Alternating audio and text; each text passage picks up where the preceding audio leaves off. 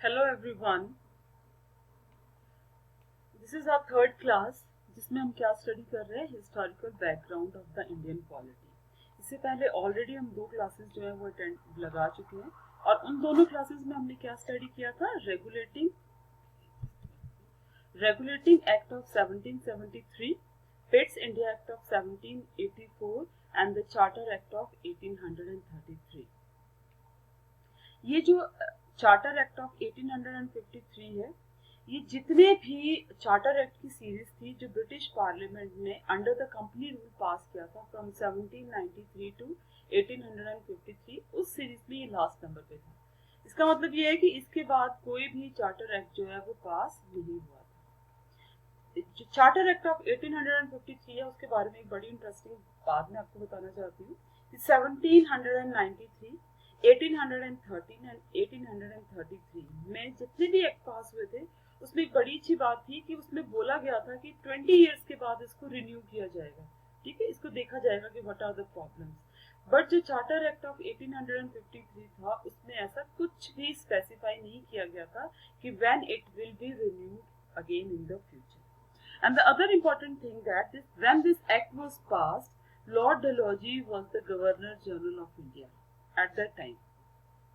Let's see the feature of the act. आज की class में हम सिर्फ इसके फीचर्स को देखेंगे और नेक्स्ट क्लास में हम इसके प्रोविजंस को भी देख सकते हैं। ठीक है, पहला इंपॉर्टेंट फीचर क्या था कि इस एक्ट ने जो गवर्नर जनरल काउंसिल थी, जो गवर्नर जनरल की काउंसिल थी, उसके लेजिस्लेटिव और एग्जीक्यूटिव फंक्शंस को सेपरेट कर दिया, है ना।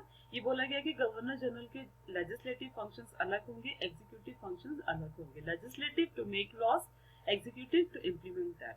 सेकेंड इंपॉर्टेंट फीचर क्या था, इस एक्ट ने 6 न्यू मेंबर्स ऐड करे और वो उनको क्या बोला जाता था, called as the legislative councillors to the council, है ना। 6 नए मेंबर ऐड करे गए और उनको स्पेशल नेम दिया गया। And what was the name, legislative councillor to the council. Third important feature इसका क्या था, it established a very important system, political system, that was a governing system, basically we can say, that was a separate governor general's legislative council। मतलब governor general की legislative council जिसमें वो rule बना सकता था, वो एक सेपरेट एस्टैब्लिश करी गई and that was known as the Indian और सेंट्रल लेजिस्लेटिव काउंसिल। तो जो हम सेंट्रल लेजिस्लेटिव काउंसिल बोलते हैं वो भी इसी एक्ट के अंडर जो थी वो एस्टैब्लिश हुई। And the most important thing that इस काउंसिल का जो फंक्शन करने का तरीका था, it was just like a mini parliament. और वो मिनी पार्लियामेंट कैसे वर्क करती थी, जैसे कि ब्रिटेन पार्लियामेंट का प्रोसीजर था। मींस जो legislative wing of the council थी, ठीक है, वो वैसा काम करती थी जैसे कि ब्रिटेन में पार्लियामेंट काम करती थी। That is why it is also known as a mini parliament. And the most important thing that due to this act, legislation means making laws, law को बनाना, making laws was actually treated as a separate function of the government। ठीक है, पहले नहीं था, पर अब बोला गया कि नहीं, आपको, आप जिस कंट्री में रह रहे हैं, जिस जहाँ पे आप गवर्न कर रहे हैं, जो पोजेशन में आपके टेरिटरीज हैं, उनके लिए लेजिस्लेट करना जो है, this is your main function.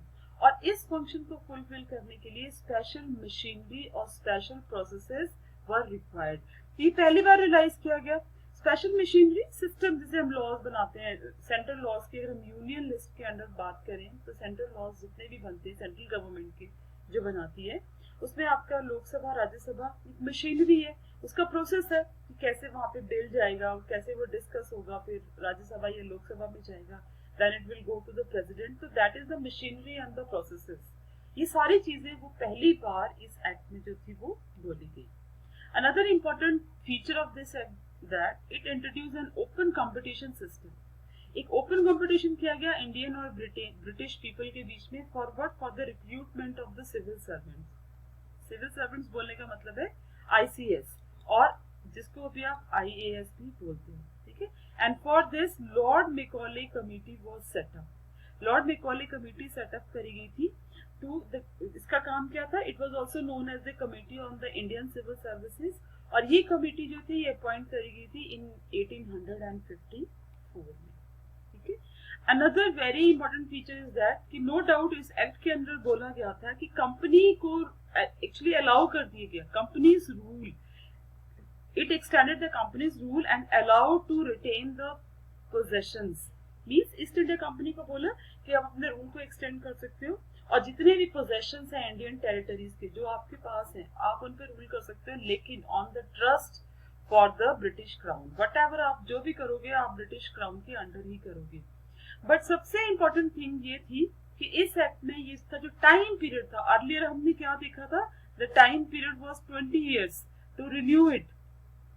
इसके अंडर टाइम पीरियड नहीं बोला गया जैसे कि प्रीवियस चार्टर्स में होता था। ठीक है, तो ये हम यही से समझ सकते हैं कि जब टाइम पीरियड नहीं बोला गया था तो it was clear indication to the East India Company that कि उनका rule can any time be terminate, उनका रूल कभी भी टर्मिनेट कर सकता है।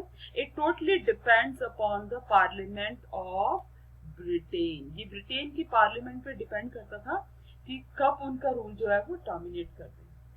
So these are some of the important features of Charter Act of 1853। अगर हम थोड़ा थोड़ा करके चीजों को याद करें, उनको इकट्ठा करें तो हम लोगों को ना वो याद करना इजी हो जाता है।